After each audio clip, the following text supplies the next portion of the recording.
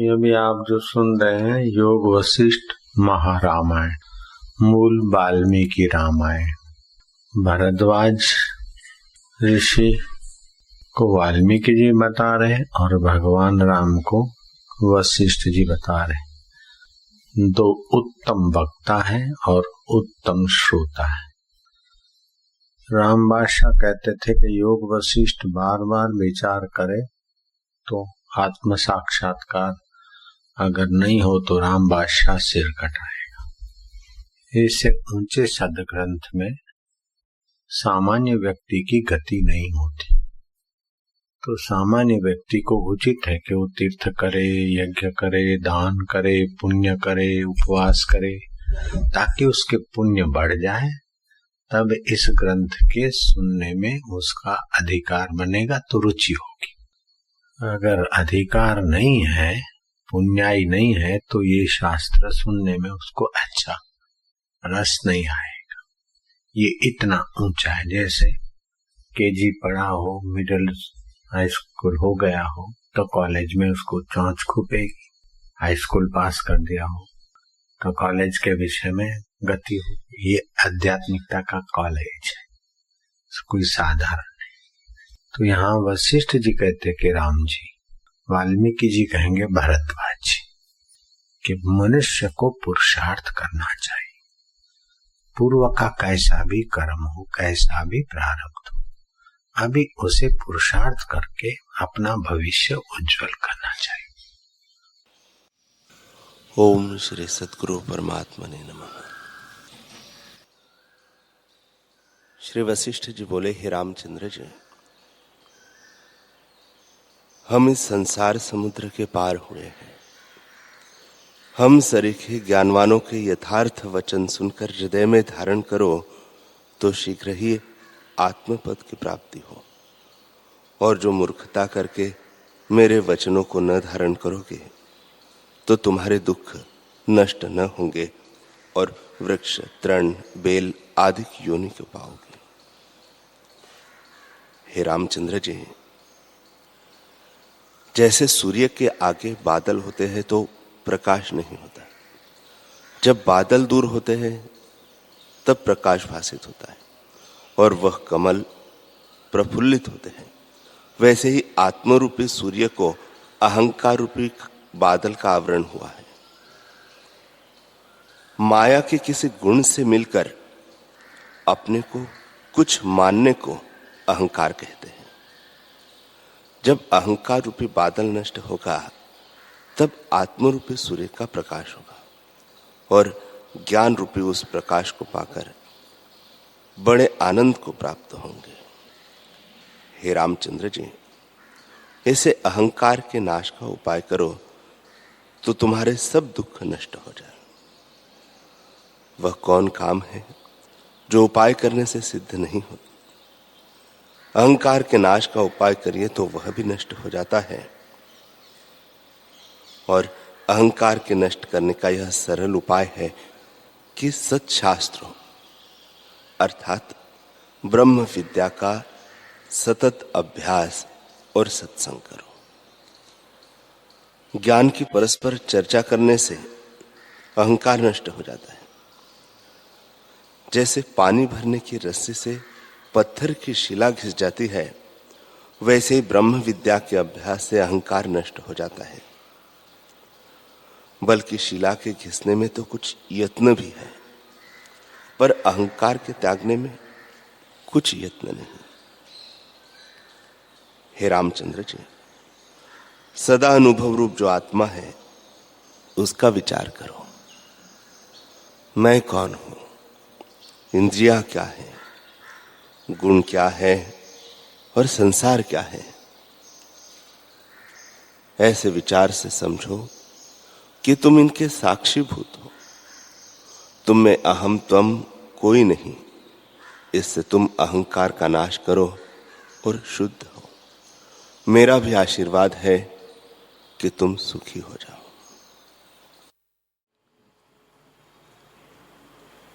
श्री योग वशिष्ठ महारामायण, निर्वाण प्रकरण, सर्ग 214। श्री वशिष्ठ जी बोले, हे रामचंद्र जी, भ्रम से अनहोता जगत दिखता है और होते का अभाव प्रतीत होता है।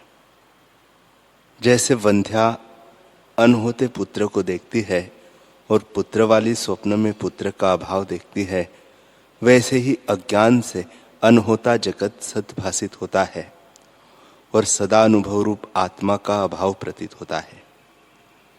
सो भ्रम से ही और का और भासता है। दिन में सोया हुआ पुरुष स्वप्न में रात्रि देखता है और रात्रि को सोया हुआ स्वप्न में दिन देखता है। शून्य स्थान में नाना प्रकार के व्यवहार और अंधकार में प्रकाश देखता है, सो भ्रम से ही देखता है। पृथ्वी पर सोया मनुष्य स्वप्न में आकाश पर दौड़ता फिरता है और अपने को गड्ढे में गिरता देखता है। यह सब भ्रम से ही दिखता है। वैसे यह जगत जीव भी भ्रम से जागृत को विपरीत रूप देखते हैं। जागृत और स्वप्न में कुछ भेद नहीं। जैसे स्वप्न में मुर्दे भी बोलते चालते दिखते हैं, जैसे स्वप्न में तुमको नाना प्रकार का जगत दिखता है और जागकर कहते हो कि सब भ्रम मात्र था, वैसे ही मुझको यह जागृत जगत भ्रम मात्र जान पड़ता है। जैसे जल और तरंग में कुछ भेद नहीं, वैसे ही जागृत और स्वप्न में कुछ भेद नहीं। जैसे दो मनुष्य एक ही से होते हैं और दो सूर्य हो तो उनमें कुछ भेद नहीं होता, वैसे ही जागृत और स्वप्न में कुछ भेद न जानना। राम जी ने पूछा, हे भगवान, स्वप्न की प्रतिभा अल्प मात्र भासती है और मनुष्य शीघ्र ही जागकर कहता है कि वह ब्रह्मात्र थी और जागृत में वह दृढ़ होकर भासती है, पर तुम दोनों को समान कैसे कहते हो? श्री वशिष्ठ जी बोले, हे रामचंद्र जी, जिस प्रतिभा का प्रत्यक्ष अनुभव होता है वह जागृत कहती है और जिसका प्रत्यक्ष अनुभव नहीं होता और चित्त में स्मृति होती है वह स्वप्न है। वह जागृत और स्वप्न दो प्रकार का है। जिसका प्रत्यक्ष अनुभव होता है वह जागृत है और उसमें जब सो गया तब स्वप्न हुआ। उस स्वप्न में जगत दिखा तो जहां जगत दिखा वही उसका जागृत हो गया और जहां से सोया था वह स्वप्न हो गया।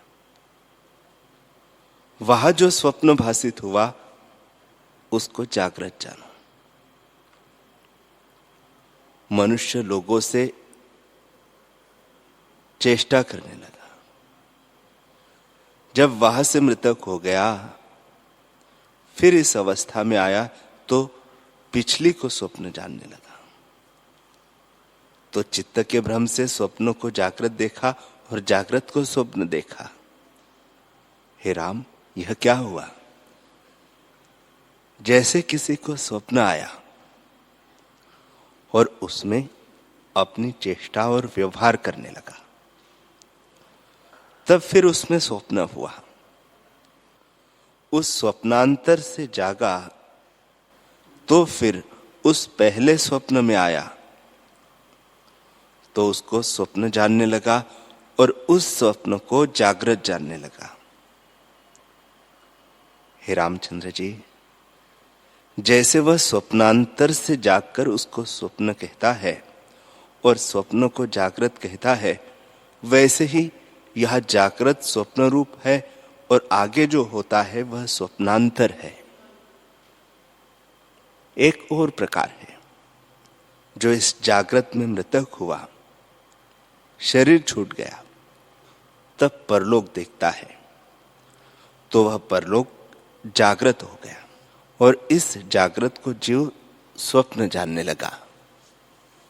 जैसे स्वप्न से जागा स्वप्न को भ्रम कहता है, वैसे ही इस जागृत को परलोक में भ्रम जानता है। फिर परलोक में स्वप्न आया, तब परलोक की जागृत अवस्था स्वप्नवत हो गई और जो स्वप्न में सृष्टि देखी उसको जागृत जानता है, फिर वहां से मृतक होकर यहां आया, तब यह जागृत हो गई और परलोक स्वप्न हो गया। ऐसे हे रामचंद्र जी, स्वप्न और जागृत दोनों मिथ्या है। जब मूर्ख स्वप्न से जागते हैं तब वे जानते हैं कि इसका नाम जागना है और इसको जागृत मानते हैं और फिर उसको स्वप्न जानते हैं, पर वास्तव में वह स्वप्नांतर है और यह स्वप्न। इसमें जो तीव्र संवेग हो रहा है, इससे इसको जागृत और उसको स्वप्न जानते हैं, पर दोनों तुल्य है, भेद कुछ नहीं। आत्मा में दोनों सतरूप है और इनकी प्रतिभा ब्रह्मात्र भासती है। आत्मा न कभी उपजता है न मरता है, और उपजता भी है और मरता भी है। उपजता इस कारण से नहीं कि पूर्व सिद्ध है, और मरता इस कारण नहीं कि भविष्य काल में भी सिद्ध है। परलोक में दुख भोगता है और ब्रह्म काल में जन्मता भी है और मरता भी है। सो प्रत्यक्ष भासित होता है, पर वास्तव में ज्यों का त्यों है। हे रामचंद्र जी, यह जगत उसका आभास है और चैत्य का चमत्कार चैतन्य होकर भासित होता है। जैसे घट मृत्तिका रूप है, मृत्तिका से भिन्न नहीं, वैसे ही चेतन भी चैतन्य रूप है। चैतन्य से भिन्न जगत नहीं। स्थावर जंगम सब जगत चिन्मात्र रूप है। हे रामचंद्र जी, जैसे तुमको स्वप्न आता है और उसमें पत्थर और पहाड़ दिखते हैं, सो तुम्हारा ही अनुभव रूप है, भिन्न तो नहीं। वैसे यह सब दृश्य चिन्मात्र का रूप है। जैसे घट मृत्तिका से भिन्न नहीं, वैसे यह जगत चिदाकाश से भिन्न नहीं है। जैसे काष्ठ के पात्र काष्ठ से भिन्न नहीं, सब काष्ठ ही है, वैसे ही जगत चैतन्य रूप है, चैतन्य से भिन्न नहीं। जैसे पाषाण की मूर्ति पाषाण है, वैसे ही जगत भी चैतन्य रूप है। जैसे समुद्र ही तरंग रूप होकर दिखता है, वैसे ही चैतन्य जगत रूप होकर दिखता है। जैसे अग्नि उष्ण रूप है, वैसे ही चैत्य चैतन्य रूप है। जैसे वायु स्पंदन रूप है, वैसे ही चैतन्य चैत्य रूप है। जैसे वायु निस्पंद रूप है, वैसे ही चैतन्य चैत्य रूप है। जैसे पृथ्वी घन होती है और आकाश शून्य होता है, जहां घना या ठोस है वह पृथ्वी है, और जहां शून्यता है वहां आकाश है। वैसे ही जहां चैत्य है वह चैतन्य है। जैसे स्वप्न में शुद्ध संवित पहाड़ और नदियों के रूप में भासित होती है, वैसे ही चिन्मात्र सत्ता जगत रूप होकर भासती है। हे रामचंद्र जी, जो कुछ पदार्थ तुमको दिखते हैं, उनको त्याग कर आत्मा की ओर देखो। यह सब विश्व आत्म रूप है। वह शुद्ध चिदाकाश रूप, दुखातीत और आकाश से भी निर्मल है। ऐसा जानकर उसमें स्थित हो। हे राघव, जब तुमको स्वभाव सत्ता का अनुभव साक्षात्कार होगा, तब सद्वैत कलना जो भासित होती है सो शांत हो जाएगी और केवल आत्म तत्व मात्र शेष रहेगा। राम जी ने पूछा, हे भगवान, चिदाकाश कैसा है जिसे तुम परब्रह्म कहते हो, और उसका रूप क्या है? तुम्हारे अमृत रूपी वचनों को पान करता मैं तृप्त नहीं होता। इससे कृपा करके कहिए। श्री वशिष्ठ जी बोले, हे रामचंद्र जी, जैसे एक माता के गर्भ से दो पुत्र, जुड़वा पुत्र उत्पन्न होते हैं और उनका एक सा आकार होता है, पर जगत के व्यवहार के लिए उनका नाम भिन्न भिन्न होता है और भेद कुछ नहीं। और जैसे दो पात्रों में जल रखिए तो जल एक ही है, पर पात्रों के नाम भिन्न भिन्न होते हैं, वैसे ही स्वप्न और जागृत दो नाम हैं, परंतु है एक ही। किंतु आत्मा में दोनों ही कल्पित है। जिसमें दोनों कल्पित है वह चिदाकाश है। वृत्ति जो फुरती है और देश देशांतर को जाती है, उसके मध्य में जो ज्ञान रूप संवित है, जिसके आश्रय से वृत्ति फुरती है, वह चिदाकाश संवित है। वृक्ष जो रस को खींचकर ऊपर को जाते हैं, सो उसी के आश्रय से जाते हैं। ऐसी जो सत्ता है वह चिदाकाश रूप है। हे रामचंद्र जी,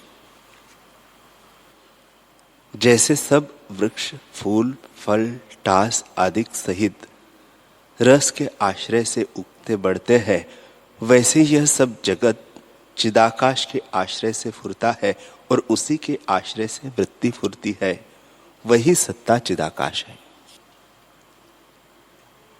जिसकी इच्छा सब निवृत्त हो गई है और राग द्वेष रूपी मल से हीन जो शरद काल के आकाश सम निर्मल हो गया है, उसकी शुद्ध संवित है, उसको चिदाकाश जानो।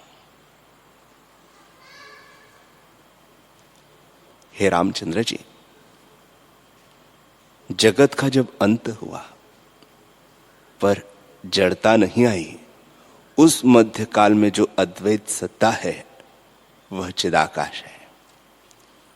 बेल, फूल, फल, गुच्छे और वृक्ष जिसके आश्रय से बढ़ते हैं वह चिदाकाश है।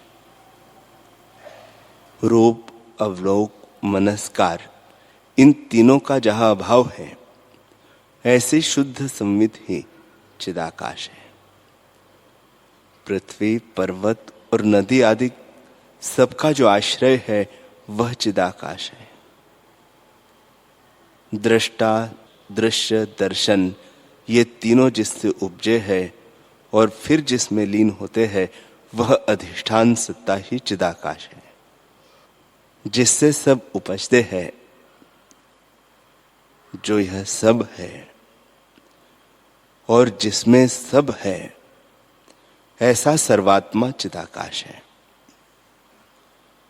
अर्धरात्रि को उठने पर इंद्रियों की चपलता का विषय से अभाव होता है। उस काल में जो शांत सत्ता होती है वही चिदाकाश है। हे रामचंद्र जी, जिस संवित में स्वप्न की सृष्टि जगती है और फिर जागृत भासती है और दोनों के करने वाले में सोता है, वह चिदाकाश है। जैसा फुरना होता है वैसा ही जगत में भासित होता है। वही दृष्टा, दर्शन, दृश्य होकर भासता है, दूसरा कुछ नहीं। आत्मरूपी सूत्र में असत्य सत्य जगत रूपी मणि पिरोए हुए हैं। जिसके आश्रय से इनका फुरना होता है वह चिदाकाश है।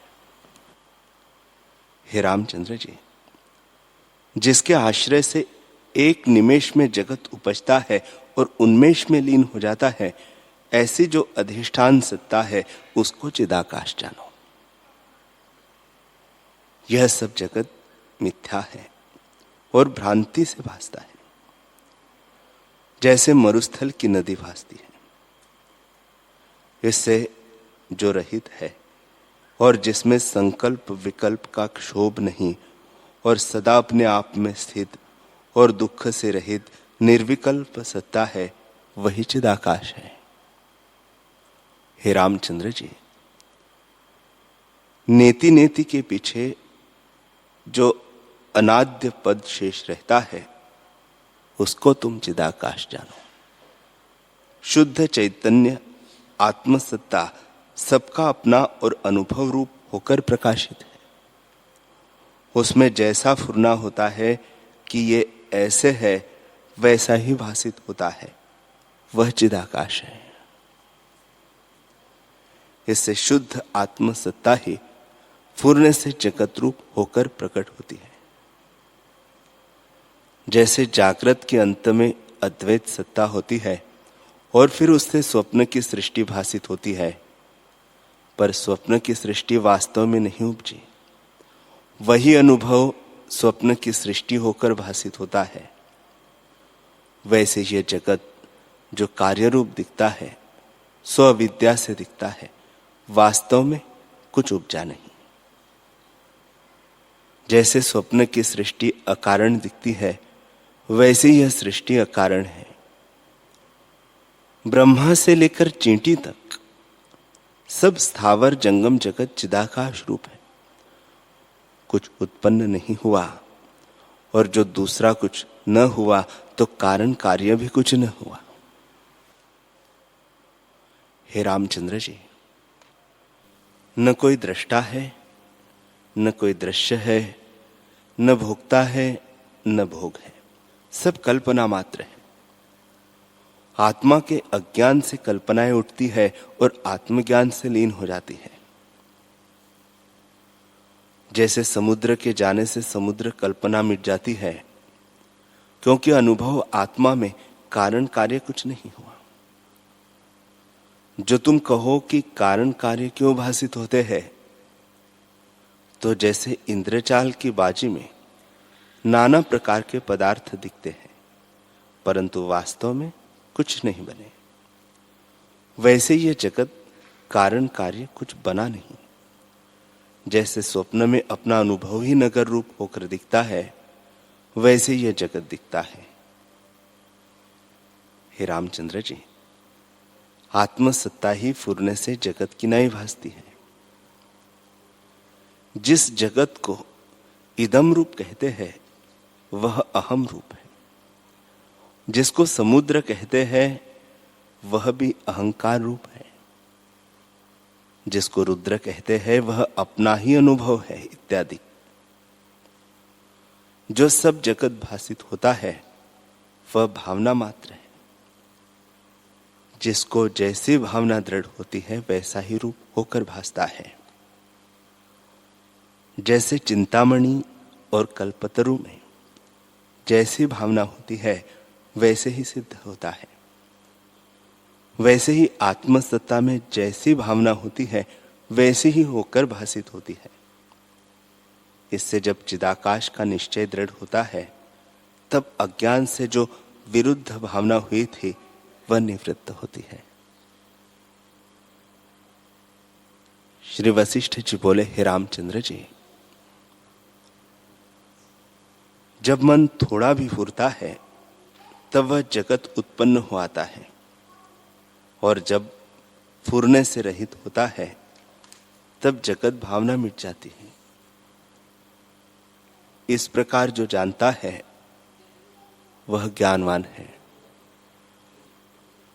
वह पुरुष इंद्रियों से देखता, सुनता, ग्रहण करता भी निर्वासनिक हो जाता है और जगत की ओर से घन सुषुप्त होता है। हे रामचंद्र जी, जिसका मन निर्वासनिक और शांत हुआ है, वह बोलता, चालता, खाता पीता भी पाषाण सदृश मौन हो जाता है। इससे यह जगत कुछ उत्पन्न नहीं हुआ। जैसे मृग तृष्णा की नदी अनहोती भासती है और भ्रम से आकाश में दूसरा चंद्रमा भासित होता है, वैसे ही मन के भ्रम से आत्मा में जगत भासित होता है। आदि कारण से कुछ नहीं उत्पन्न हुआ। जिसका आदि कारण न पाइए, वह कारण भी असत्य जानिए। इससे सब जगत कारण के बिना ही भासता है, उपजा कुछ नहीं। हे रामचंद्र जी, जो पदार्थ कारण के बिना भासता है, और जिसमें भासता है वह अधिष्ठान सत्ता है, क्योंकि जो अधिष्ठान में भासित होता है उसको भी वही रूप जानिए, और जो अधिष्ठान से व्यतिरेक भासित हो उसे ब्रह्मात्र जानिए। जैसे स्वप्न में इंद्रियादिक पदार्थ भासित होते हैं और उनमें दृश्य दर्शन सब मिथ्या है, हुआ कुछ नहीं, वैसे यह जागृत जगत भी मिथ्या है। न कुछ उपजा है, न स्थित हुआ है, न आगे होना है और न नाश होता है। जब उपजा ही नहीं तब नाश कैसे हो? न कोई दृष्टा है, न दर्शन है, न दृश्य है, केवल चिन्मात्र सत्ता अपने आप में स्थित है। श्री राम जी ने पूछा, है भगवान, यह दृष्टा दर्शन और दृश्य क्या है और कैसे भासित होता है? यह आपने पहले भी कहा है और अब फिर भी कही है। श्री वशिष्ठ जी बोले, हे रामचंद्र जी, यह दृश्य सब अदृश्य रूप है, अकारण ही दृश्य होकर भासित होता है। दृष्टा दर्शन दृश्य जो कुछ जगत विस्तार सहित दिखता है वह आदि स्वरूप है। जैसे स्वप्न में आकाश का वन दिखे और पदार्थ दिखे सो वे सब चिदाकाश रूप है, वैसे यह जगत भी चिन्मात्र रूप है। कारण कार्य भाव कहीं नहीं। जैसे वायु स्पंद रूप होती है तब प्रतीत होती है और निस्पंद होने पर नहीं प्रतीत होती, वैसे ही आत्मा में जब चित्त फुरता है तब आत्मसत्ता जगत रूप होकर भासती है। सो वही आत्मसत्ता भाव में अभाव रूप है। जैसे आकाश में शून्यता है वैसे ही आत्मा में जगत आत्मरूप है। इससे जो कुछ भासित होता है वह चैतन्य का आभास प्रकाश है और परमार्थ सत्ता केवल अपने आप में स्थित है।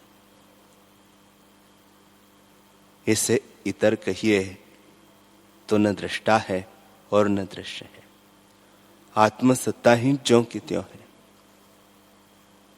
राम जी ने पूछा है, हे ब्राह्मण, ब्रह्म की ज्ञाता जो इसी प्रकार है तो कारण कार्य का भेद कैसे होता दिखता है? श्री वशिष्ठ जी बोले, हे रामचंद्र जी, उसमें जैसा जैसा फुरना होता है वैसा ही वैसा रूप होकर भासित होता है। चैतन्य आकाश ही जगत रूप होकर भासता है और न कहीं पाषाण है न कार्य है। जैसे स्वप्न सृष्टि जो कारण कार्य सहित भासित होती है वह किसी कारण से नहीं उपजी, अकारण रूप है, वैसे यह सृष्टि किसी कारण से नहीं उपजी, अकारण रूप ही है। न कहीं करता है और न भोगता है, केवल भ्रम से कर्ता भोक्ता भासित होता है और स्वप्न की नहीं विकल्प उठते हैं। वास्तव में ब्रह्म सत्ता ही है। हे रामचंद्र जी, जैसे स्वप्न में नगर और जगत दिखता है वह चिदाकाश अनुभव सत्ता ही ऐसे होकर भासित होती है। अनुभव से भिन्न कुछ नहीं, वैसे यह जगत संपूर्ण चिदाकाश है। जब ऐसे जानोगे तब जगत भी ब्रह्म तत्व दिखेगा। हे राम, यह जगत चित्त के फुरने से उपजा है। जैसे मूर्ख बालक अपनी परछाई में वैताल की कल्पना करता है, वैसे ही चित्त भ्रम से जगत की कल्पना होती है, पर इसका कारण ब्रह्म ही है और कारण कहीं नहीं, क्योंकि महाप्रलय में चिदाकाश ही रहता है। अतः कारण किसका हो? वही सत्ता इंद्र, रुद्र, नदियां, पर्वत आदि जगत होकर भासती है। उससे भिन्न द्वैत रूप कुछ नहीं। इसमें जैसा जैसा स्फुरण होता है वैसा ही रूप दिखता है। जैसे चिंतामणि और कल्पवृक्ष में जैसी भावना होती है वैसा ही रूप भासित होता है, वैसे ही आत्मसत्ता में जैसी भावना होती है वैसा ही पदार्थ रूप होता है।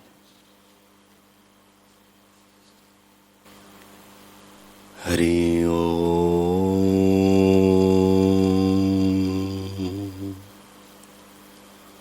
हरि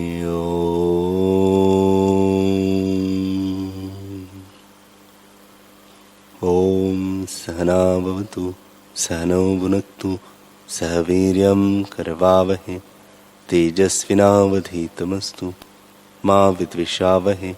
ओम शांति शांति शांति। श्री सद्गुरुदेव भगवान की जय।